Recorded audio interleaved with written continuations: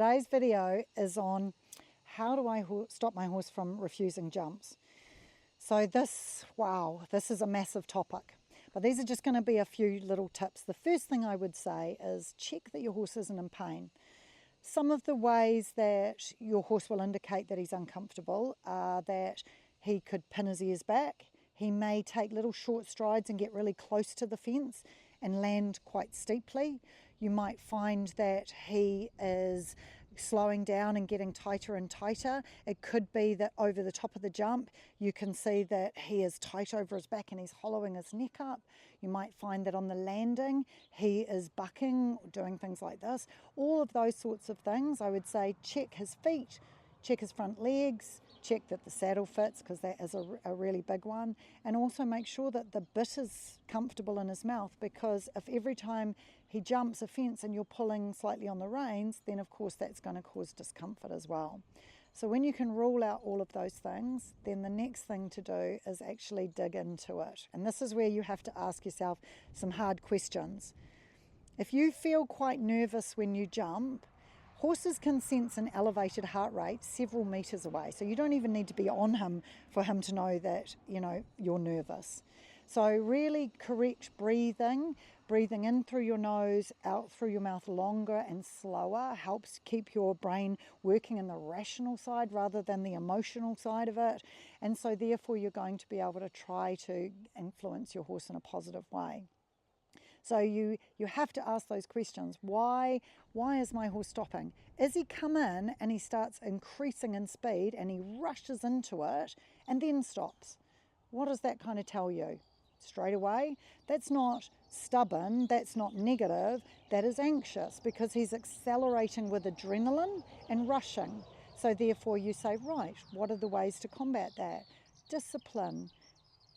Teaching patience, also teaching trust, that the horse starts to trust you and stay disciplined. So lots of cantering poles on the ground and small fences, maintaining a systematic approach, which is keeping a quality canter and counting the beat out loud, so that the horse hears you counting and he says, oh, she's counting my canter, which I'm giving to her, and she's maintaining that same beat. Because generally what makes horses rush is that feeling of like, she doesn't know what she's doing and I have to just drag her over the jump. So the more disciplined and calm we can keep the rider, often the more happy and the calmer and happier the relationship becomes. If the horse, of course, is stopping and he's swerving at the last second and spooking wildly, first thing to check is also pain, but also remembering that if he's overfed lots of spring grass, we have lots of trouble in New Zealand with the grass being quite toxic. High protein can also make horses quite spooky. If he's spooking wildly at it, then it can be a confidence thing, but it also could be a management issue. So the first thing I would say is, okay, stopping is that we need to ride more forward, but running off is a totally different thing. What that is a lack of control. So then, of course, we need to actually get you keeping the horse between your leg and hand and being able to keep it balanced and straight and organised. And so therefore it's being able to ride fences and figure of eights and all around the arena, being able to keep control of the shoulders. I've got a really good video on my flat work, which is all about flexion and being able to change your flexion and control the bend, which is really helpful for horses that run off as well. And then we've got horses that come in and when they don't love the look of the stride, they just balk. So they just canter, yes, yes, yes, yes, no at the last second. That is really nerve-wracking. And the fact that you're nervous and scared is normal. Any rider will lose their confidence when a horse comes in and says yes, yes, yes, no, suddenly no. So what can you do to help a horse that's doing that is you build trust.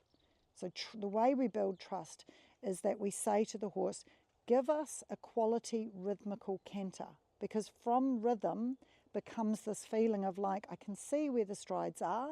It's easy to gauge how far away I am from the jump. And when I come in and I say, if the horse is a little quick, I would say to my riders, say the word sit in the beat of the canter. So it's teaching you to sit, sit, sit. So it creates this nice balance rhythm.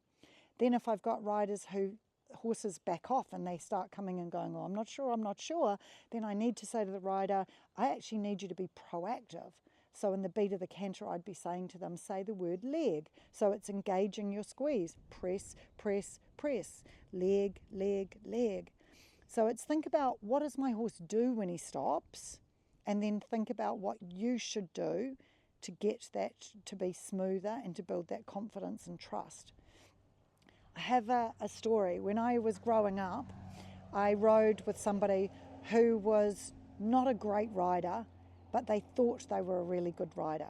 They got given horses all the time to fix because horses always went for them. Now, the reason why I'm telling this story is that it wasn't about the fact that rider wasn't very good. It was that they thought they were good. So when they rode to the fence, they had this feeling of like, yep, it's a long stride, go for it. Oh, that's a short stride, sit up, make it work. And so that part of their brain made horses trust them. So when you ride to a fence and you come in and you go, here's a stride, here's the stride. Oh gosh, that's a terrible stride. Oh, I'm so sorry. Your horse then goes, oh gosh, if it's that bad a stride, maybe I shouldn't do it. Maybe I can't do it.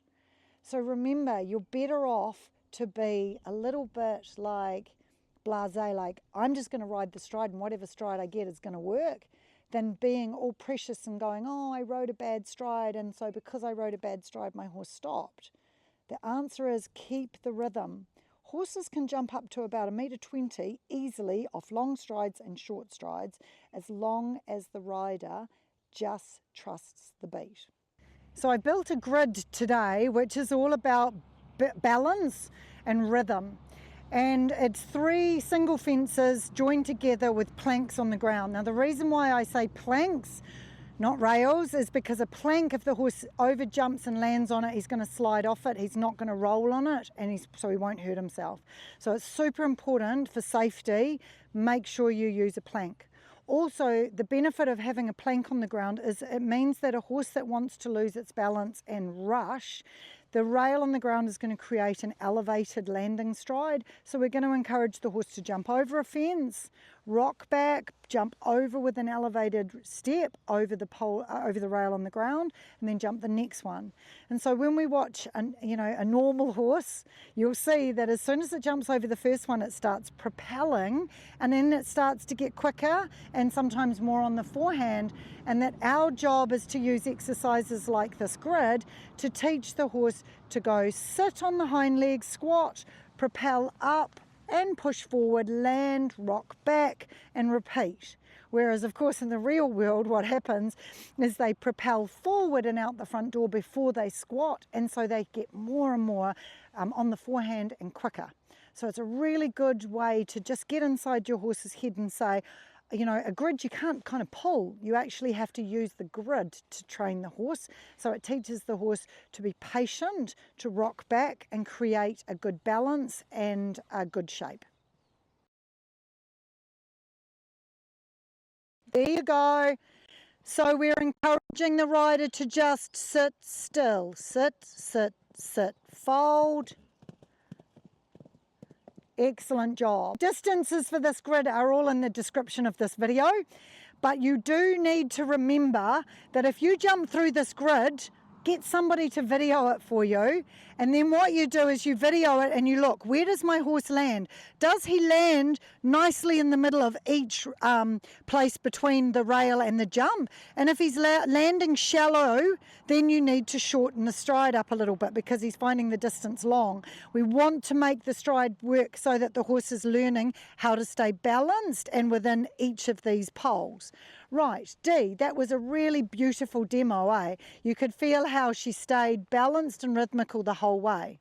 Nice. So now what I'm going to do is I'm going to make it a little bit bigger.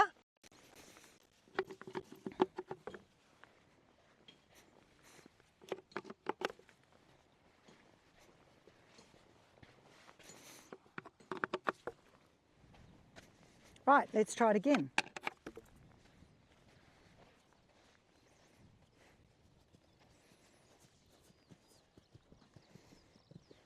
Remember the elbows, elbows, elbows, elbows. Yeah.